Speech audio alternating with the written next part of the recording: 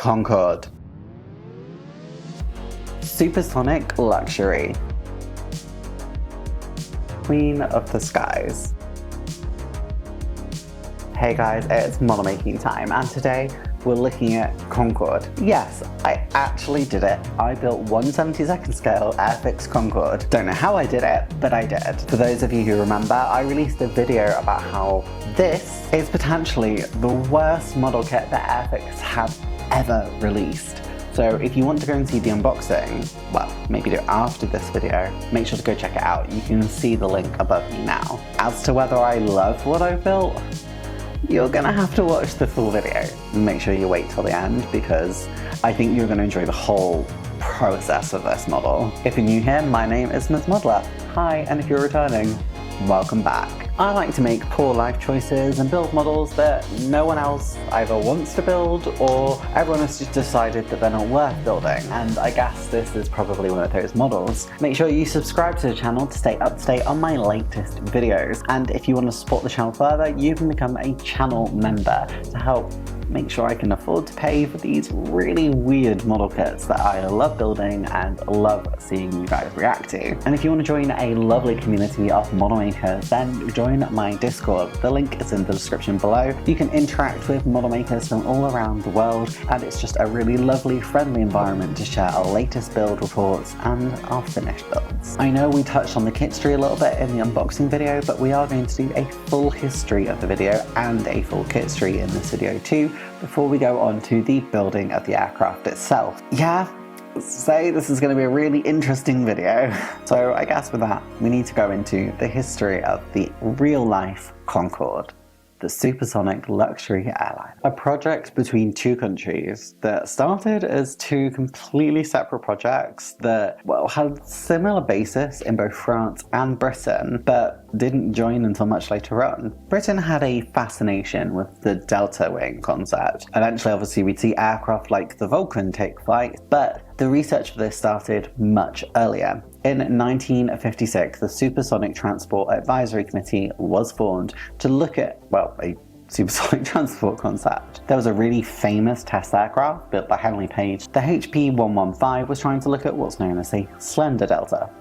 As the name suggests, this is a thin delta compared to the thick delta that you might think of when you look at things like the Avro Vulcan, or I guess even to an extent things like the B-2, which obviously is much later. The HP-115 was designed to look at low speed performance of this shape. Given aircraft that were either arriving at the time or were sort of being researched at the time, performance at low speeds for either really small wings like the F-104 or for similar sized aircraft was not always the best, whereas the HP-115 did show that there was some capability at low speeds with a proper slender delta. In 1959, both Hawker Siddeley and Bristol were awarded contracts to study this concept, but both companies would ultimately end up falling under the BAC, or British Aircraft Corporation, umbrella. Both teams did have some sort of independence under this because they both approached different companies. I guess it was just the teams within the company still looking at the type separately, and Hawker Siddeley would end up going to Lockheed, whereas Bristol, the team that was originally part of Bristol, basically went to every other manufacturer.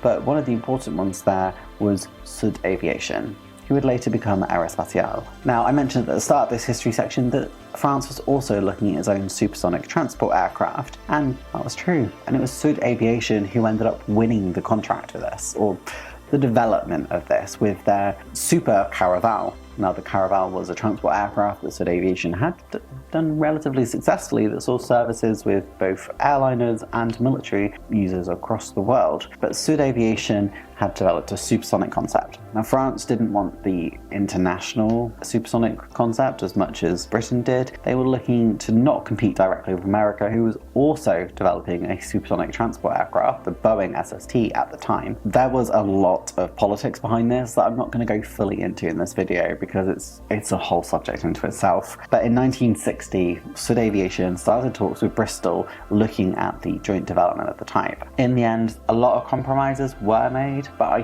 personally feel it was much more the British view of what Concorde should be rather than the French view. They also ended up using British engines for it. The engines are originally for the TSR-2, the Bristol Siddeley Olympus engines, which reduced what they thought was originally going to be 6 engines down to 4, but this would end up being a 4-abreast supersonic transatlantic aircraft. Now, the marketing for this aircraft originally attracted a lot of orders from providers all around the world, some of which you might not even associate with Concorde. For example, Iran was going to order a couple of the type. I bet most of you don't even realise this until you look it up. Now, these international orders were under competition by the Tupolev Tu-144, Concorde, the Russian, or I guess at the time, Soviet competitor for supersonic transport. Now, unfortunately, the Concorde did suffer a tragedy in 1973 at the Paris Air Show, which shook confidence in the overall supersonic airliner concept. Whilst it was a completely separate aircraft, as you will find with other incidents like September the 11th that will feature later in Concorde's history, one incident can have massive ramifications for all aircraft, or all aircraft at a certain time. In the 1960s, Concorde was expected to be in service with Pan Am, Japan Airways, Qantas, American Airlines, Lufthansa, but ultimately, after the Concorde incident at Paris Air Show, but also the oil crisis of the 1970s, these orders would soon dry up. Some of the later ones falling in the 1980s, but these were already under threat way before then. Ultimately, only 2 operators would end up taking the type. Technically, there were 2 more, but not really. It was just British Airways and Air France. The aircraft had taken flight prior to all of this even taking place, taking its first flight as the French version on the 2nd of March 1969, with the British version taking flight on the 9th of April, also the same year. It wouldn't be until the 21st of January 1976 that the aircraft actually entered service, though, with both Air France and British Airways. There was technically some Singapore Airlines involvement too, and you will quite often see the scheme for this. This was because there was a sort of a subcontract with services flying to Singapore, and this had a mix of cabin crew between the operators and Singapore Airways, but this only lasted for like a couple of flights. It wasn't really a thing. It became kind of an iconic part of Concorde's history. The only other livery that really gets much recognition other than Singapore, British Airways and Air France is the Pepsi Concorde, which is a thing, and it looks toy-like, and it's very amusing. It's kind of sad that it didn't get more interesting schemes, but I guess that's what modelling is for. We can look at that. Concorde did fly for quite a long time, relatively successfully, but oil prices continued to increase, which meant the cost of air travel continued to increase. And of course, the other issue for Concorde was that it could not fly supersonic over land, meaning its options were relatively limited, and it also couldn't fly supersonic for the entire duration of a journey. We also had then incidents like the crash of Concorde in July of 2000, and finally, the nail in the coffin was September the 11th, which impacted the entire aviation and international travel industry. After these factors, Concorde couldn't really recover. After 27 years of service, Concorde was retired in 2003. There are many of them still on display, and there's quite a few in the UK and quite a few in France, and I think there's one in Germany too, where they have a Tu-144 and also Concorde. I think it's really sad, but I feel really lucky to have seen Concorde flying several times. It was always really cool when you'd go on holiday somewhere on the coast and you'd look up and you'd see Concorde. It had such a distinctive shape and profile that it just always filled me with wonder. So I'm one of those people who very much still has an admiration of Concorde. Concorde also has a bit of a personal link for me because my dad did fly on Concorde. Not because he was some high flyer, I guess literally he was, but not in terms of financially. It was because he was in the RAF and got the opportunity to fly on it then. So here's my dad talking about his own experience for Concorde. A lovely little family link. Hi there, my name's Les Weston. I've been asked to tell you about the time I was lucky enough to fly on Concorde. During the 60s and 70s as I was growing up, Concorde was always in the news, and obviously a very keen interest to somebody like myself who enjoyed aircraft. It was expected to be a huge success, being able to cross the Atlantic in half the time of most aircraft, and many companies were actually interested in buying it, including Pan Am, Air France and BOAC as it was then, which is now British Airways. In 1978 I joined the Royal Air Force as an assistant air traffic controller, My first posting was Brize Norton, and at the time British Airways were training Braniff Airways crews to fly Concorde, as they were expected to do a joint venture with British Airways. During the day, the aircraft would take off from Brize Norton, go out and fly mainly Bristol Channel area or towards Ireland, training the pilots and do several approaches at either Brize Norton or Fairford. I was on duty in the aircraft control tower, and our controller asked the crew of Concorde if they could take any passengers that evening. The crew said yes, and I was one of the lucky two chosen to fly on Concorde that night. We were taken to the aircraft. It was already getting dark, but that did nothing to diminish the excitement I felt of finally being able to step onto Concorde, never mind actually go for a flight on it. We taxied, no problems, sitting at the front of the aircraft in the passenger compartment, and we were airborne. And even though I hadn't flown in many aircraft at that time, there was still an exhilaration and a buzz and a feeling that you were in something special. Anyway, we flew for about 2 hours, as I say, again mainly in the Bristol Channel area, doing some approaches to Brize Norton. Nothing special. We were unable to go supersonic obviously in those sort of trips, but just the feeling of being on Concorde, it was just fantastic for somebody of my age. I was 17 at the time. We managed to get a good look at the flight deck during the flight, and to watch the pilots actually control the aircraft as we were approaching Brize Norton before we had to sit down again. And at the end of the flight, I was buzzing, to be honest. Anyway, that's my short story on my lucky day when I managed to have a flight in Concorde, which in those days, well, up until the Concorde stopped operating, unless you had a lot of money, you would never get to do, unless maybe you worked for British Airways and were lucky enough to get yourself a trip. Anyway, hope you've enjoyed my little reminiscent, and enjoy Lexi's video on Concorde. Bye. Great, now we've done the history, I guess we need to have a look at the kit tree. Whilst you're here, let's just leave a comment down below.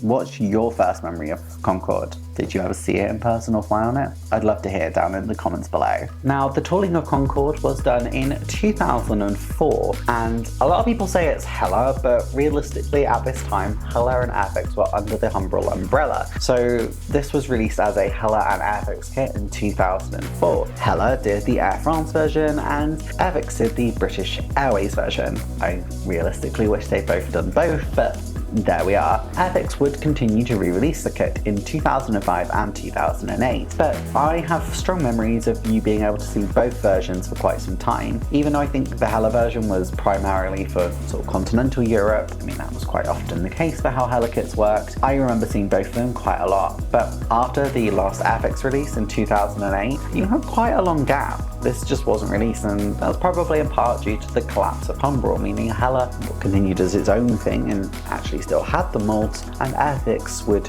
be completely reborn and is now under the Hornbury umbrella. Now, the kit would be re-released again in 2015, and that would be by Revell. Revell's boxing, I think, has the best artwork of any of the releases, which makes me a bit sad because it wasn't the widest release and isn't the one that's most easily accessible today. The kit is identical, but I think the instructions are probably slightly better in this one. So if you are going to build one of these, you can have a look at the instructions for the Revell version on ScaleMates. It might be easier because I finished my build and then looked at that one and was like, oh, okay. And that was kind of it for a long time. Now, Hella is a really interesting brand, and at some point I would love to do a video on Hella, but for now we'll just accept that Hella has been through a lot of turbulence in its existence. But it would end up re-releasing the kit in 2022, both as a standard release, just the kit itself, and as a gift set, starter set, whatever you want to call it, with paints and glue included. But I would say if you're doing Concorde, 1, if this is your first kit, stop and do something else. And 2, you don't really need the paints and glue that come in the kit. You want to use your own, trust me.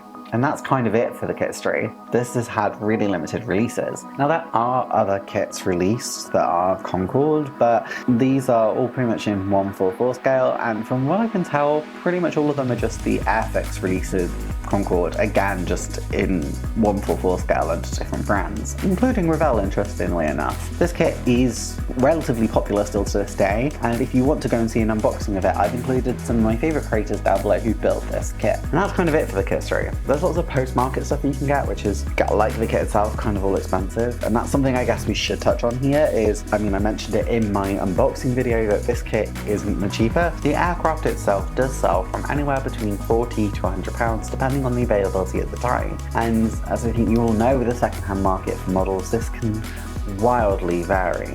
I got mine for about £40.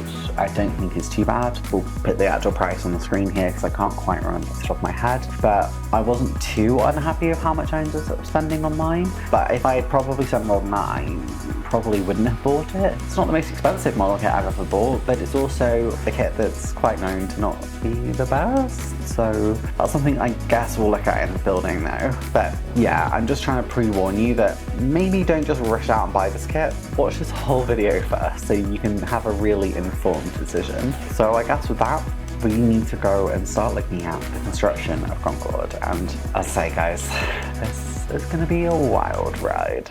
Now, interestingly with Concorde, you actually start with this giant stand, and this isn't an ordinary stand. This is a stand with a ball mount on the top, and it's designed so that Concorde will balance on it like perfectly. And it's just a couple of parts and you pop it together, and there's a screw pit in the top. But after we've done that, it's onto the engines, or the engine compartments. There's not much in the way of an actual engine in this, it's just sort of the end points. So you build this little compartment together and it feels like it doesn't go together. That sounds a bit counterintuitive, but it just felt like everything was a bit uneven and a bit unlevel. But I will say the instructions were relatively clear and it was quite easy to put together. It took me a couple of seconds to make sure that I was doing it right, but overall this was a really easy part of the build. In fact, I would say a lot of the build ended up being quite easy. It just feels like it's quite monumental because it's such a massive aircraft. Now, we also have the cockpit section, which unfortunately I didn't record. There's a few bits where I just didn't quite record it properly. But you can see that it's a couple of seats that I put in there, and then the instrument panel that goes into sort of the centre with the front control panel as well, and there's a side control panel. Well, before we actually paint that and put it in, we need to put the wheel well into the centre of the main fuselage part, or the main bottom fuselage part. Now we do need to cut a hole in this as well, or I think it's a pre-marked section. We need a lot of weight to hold this down because they're not super easy to put together. Now we're back to that cockpit section. Now, I tried to paint this in a couple of different ways, but in the end you pretty much can't see it through the glazing, so it doesn't matter too much, which was kind of my thought, but I did initially try and make it look, I don't know, worn but nice. I think that's the vibe I was going for. I was painting on this metal, and metal quite often will look a bit streaky and it will settle down quite nicely, especially with stuff like life colour paints. They settle like down a lot nicer than they initially go on, and you can see that happening already. I didn't want everything to be exactly uniform, so I did go ahead and try and give some darker texture, but I don't know if I really ended up loving what I did. I actually ended up going and repainting most of this. The decals are actually really nice though, and they go on the giant instrument panel on the side and then one on the front cockpit panel. They look lovely once they're in. It's just a shame you're pretty much never going to see them again. Now the wheels on Concorde are spectacular. They are made up of these sort of long plastic struts, and then there's these, I think they're rubber or I don't know, vinyl, I don't know, but they're like a flexible plastic anyway. I think they are rubber and they are lovely. I really liked these. I found these really fun to put together, and just look how cute they look when they're all done. I think these are great. The fuselage sections all come in different parts. So there's the tail section, there's sort of 2 mid sections, the wings, and then the front nose section comes in a couple parts too. We have to put them all together separately. There's also these glass parts. The glass parts actually have a mechanism on to allow the nose to bend, and you can lift it and lower it. And that's what we were initially putting together there. But we don't put all of that together yet. We have to put the actual aircraft together before we can do that. You can see here that I wasn't super happy with how the cockpit ended up looking, so I repainted a bit of it. We then have that nose mechanism. It's like 2 lever sections, and once you hook them all in place, it will allow the nose to go up and down, but it's not the easiest to get in place.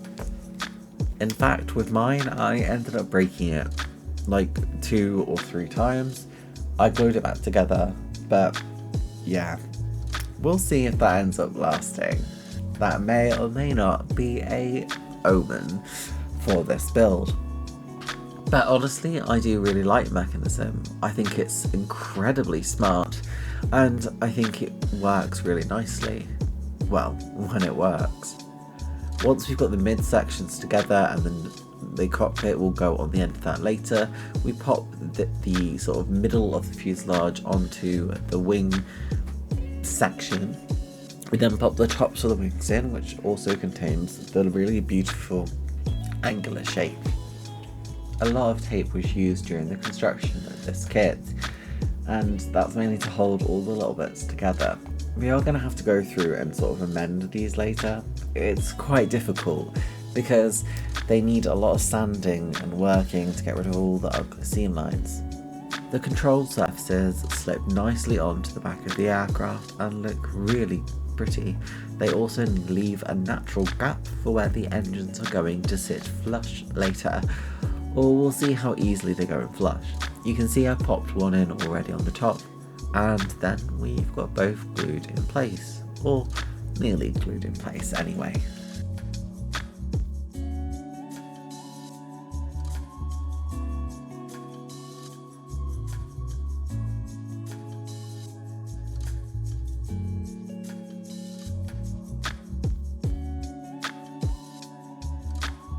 We then just have a couple of the wheel wells to seal up because they don't remain completely open, and then that's pretty much it. Well, at least for the initial construction. Obviously we do have to put all the landing gear in place, but that's really easy. Oh, and the pitot tube on the front, which I do end up breaking off later, but we'll fix that. There's also just a couple of small little parts that I need to put in place too. Okay, so we need to take a moment here. Firstly, as you can tell, this model did not just go together super well. The fuselage has really weird variations in size, which I realised afterwards I was meant to put a metal bar in one of them, but then I'm not even sure that would have really solved the issue, because it wasn't that it didn't go together, it went together well. I didn't suffer any collapse at any points. It's more that just that they seem to be very different widths. Might have been solved if I had followed that instruction properly, but we are where we are. Secondly, you'll notice the nose is quite nice, and initially it moved up and down. I was really happy with it. I thought I'd broken the mechanism and it was fine, and I glued it back together, and then it broke. And I cannot express to you how devastated I was when it broke. I was heartbroken because I'd put my soul into making sure that it looked really nice, and for it to break the way it did just really upset me. Now, I did try and fix it with magnets. I think it was beyond my skill set at the time. If I could probably have done it now with the knowledge I have, but it just didn't work. So I ended up just going with the nose just being completely up, because I think it is the iconic Concorde shape for me. I know the nose droop is also iconic, but for me, I just love the overall aesthetic of Concorde. I have also done it in a geared down assembly just because it's cool. That's kind of all my reasoning for that. But yeah, the nose is broken and that was really sad. I am begging, please someone just make a metal mechanism for this. Whether you're third party or whether Hella or Airfix end up re-releasing this kit and want to do an amendment to it and sell it at a higher price, I will pay way more money to have a metal or some other material that is not plastic for the nose mechanism, because the mechanism is really cool, and that's one of the things I find most exciting with this kit is the nose mechanism is amazing. It doesn't look the most realistic, don't get me wrong, there's like obviously bigger gaps than there would be on the actual aircraft, but I think it's amazing for it to be able to move up and down. It's fantastic. It's just a real shame that it's made out of plastic, because like on most swinging aircraft that have plastic mechanisms, they break really easy, even if you are careful. So I think that's something that would just be really helpful in the future. Yeah, I wasn't too sad in the end. It still was something I could build. And if anything, it meant there was less to worry about when I went into the painting, but let's just go back to the model. Probably for the first time ever, I actually went ahead and bit a proper mask on this.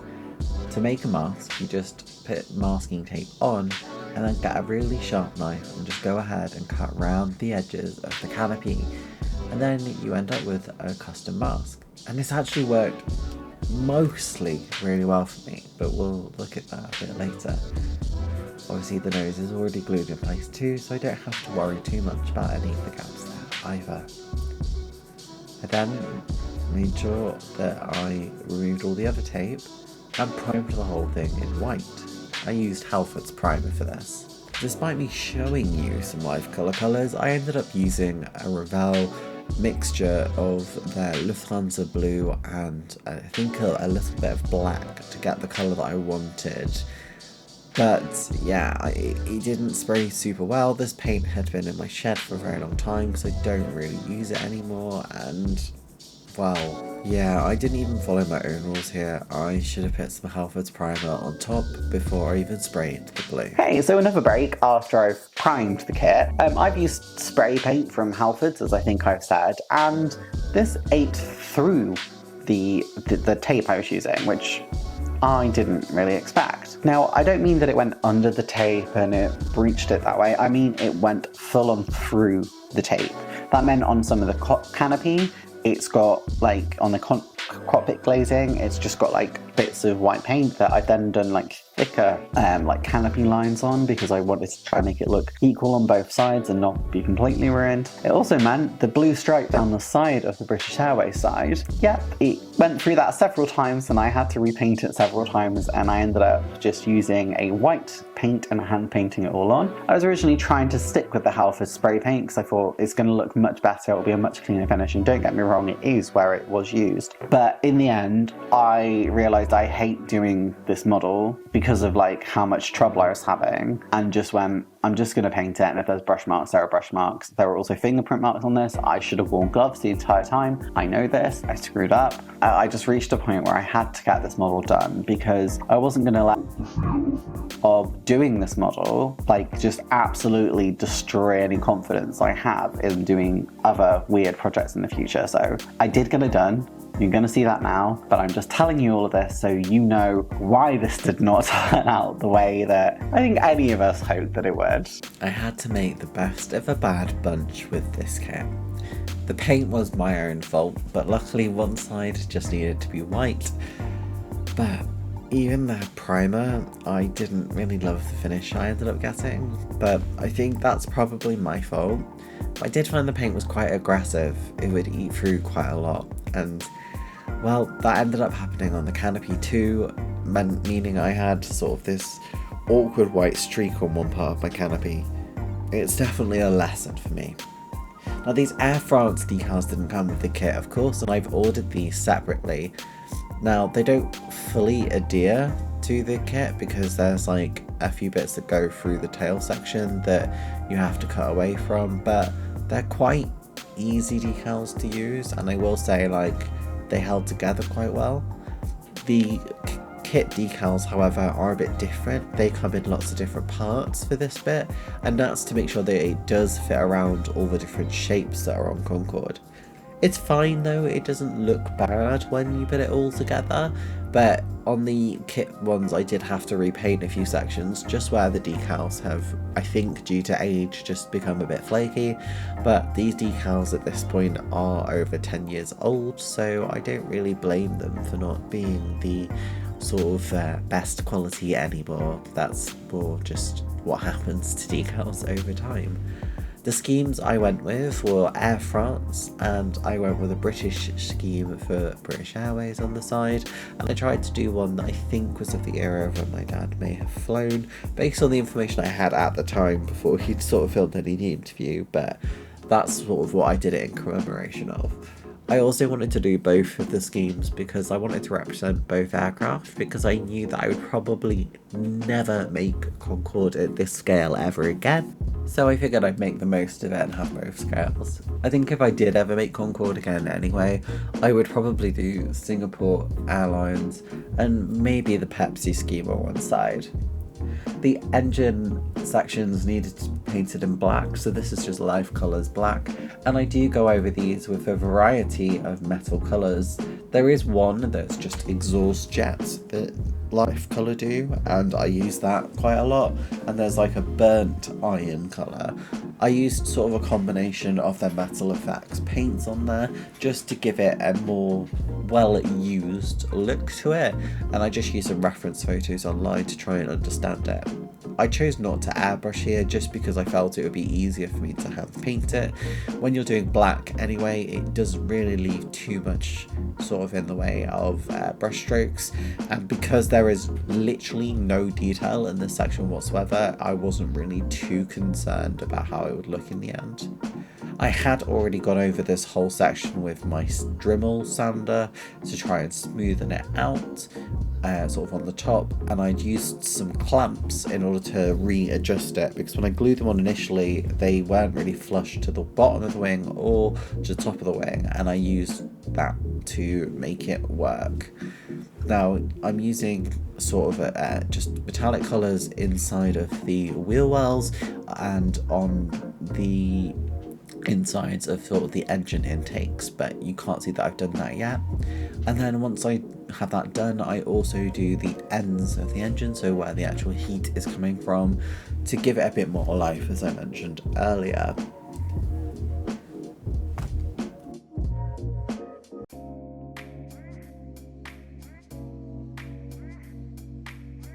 Now, although I'm hand painting these sections, I did actually use Gallery's water-based acrylic pens for the landing gear, and I actually had reached out to Gallery and asked them if they can send me them, because I knew that they would be a really easy way for me to do the landing gear rather than having to brush paint them.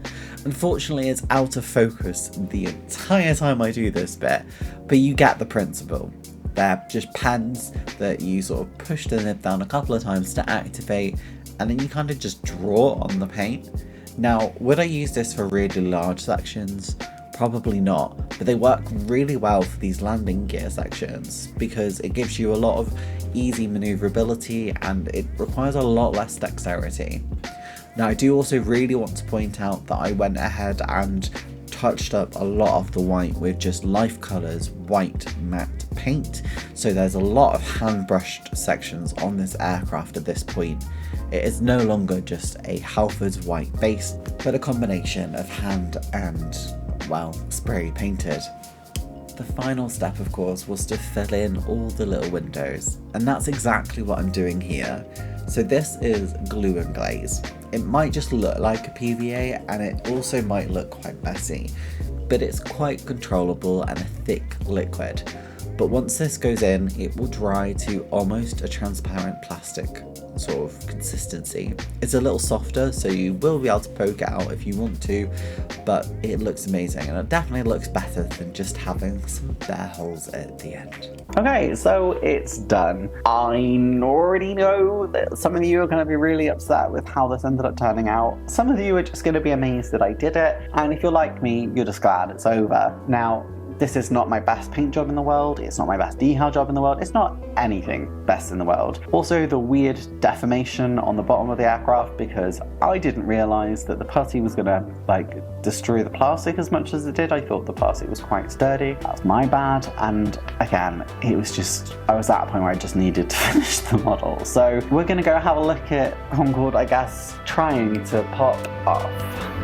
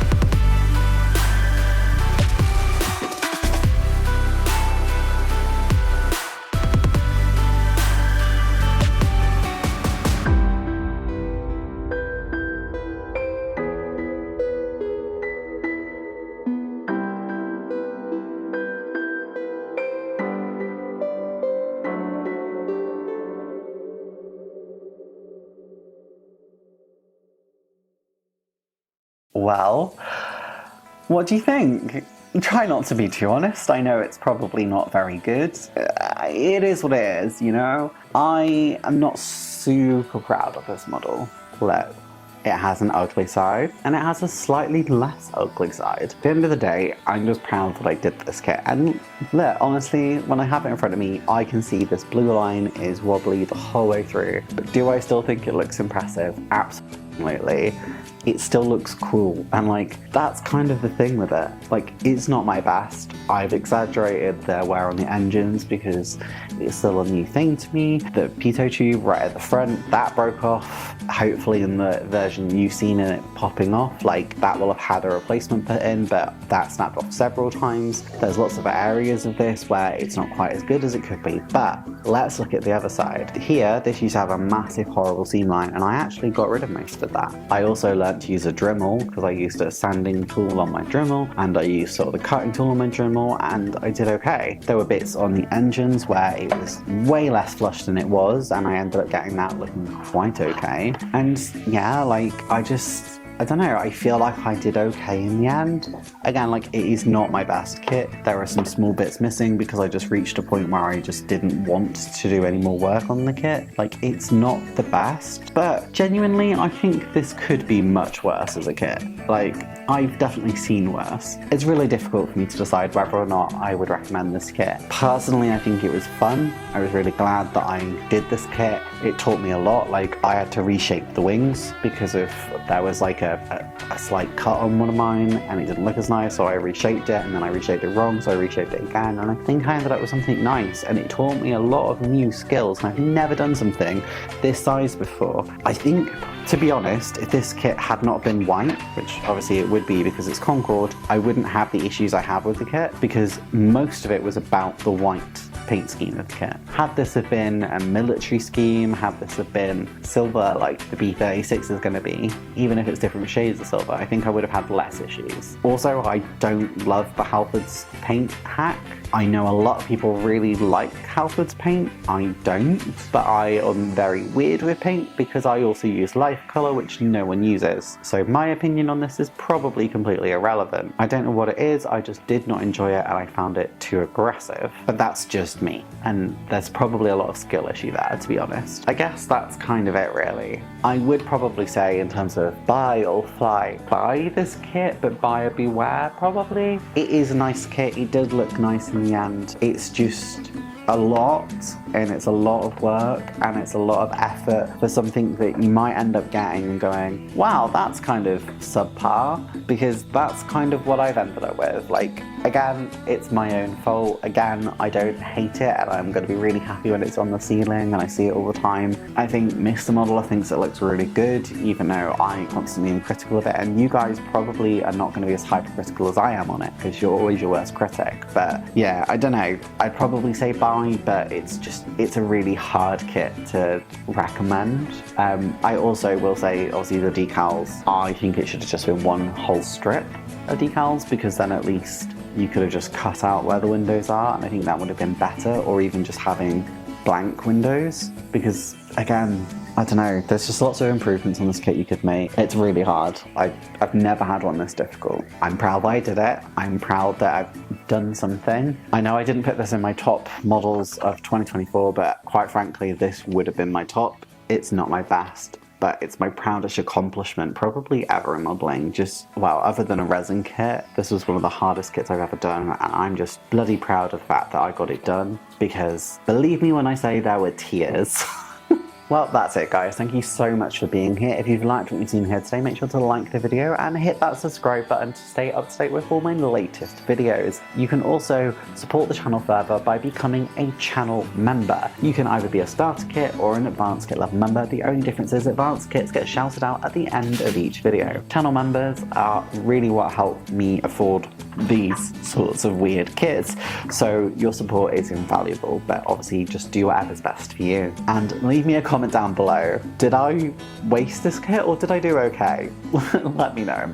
You can be brutal, it's fine. If you want to join a friendly and loving community of model makers, well, I guess like you and like me, then join my Discord. The link is in the description down below, where you can share your latest builds and creations. Fun-filled place, so just go ahead and join. You will be welcomed. And I guess that does it for me then, guys. Thank you so much for being here. This has been a journey, and I will see you in the next video. Bye! Thank you so much to all of my channel members.